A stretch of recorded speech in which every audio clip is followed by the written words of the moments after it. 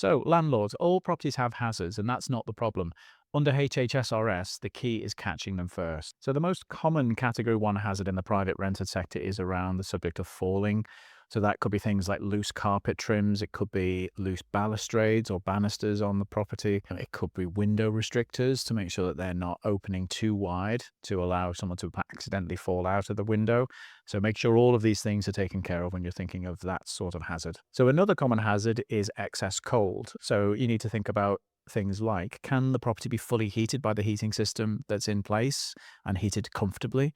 Is there enough sufficient insulation across the property to make sure it stays warm? And also, can the tenant access and control the heating themselves? So that could be a case for HMOs and other shared properties. Make sure that that's something that you've taken care of. And your third one is one that most people will recognize is damp and mold. So it's very important to keep a watch out for the signs of damp and mold across a property through regular inspection. So that could be buildups of condensation in the bathroom or in other areas of the property, or rising or penetrating damp if there's a leak or loose guttering or problems on the roof. So making sure that you're checking thoroughly across the property will make sure that you're minimizing the risk of these issues. So the question is, why does it matter? Well, it matters more so with the changes that have come into HHSRS.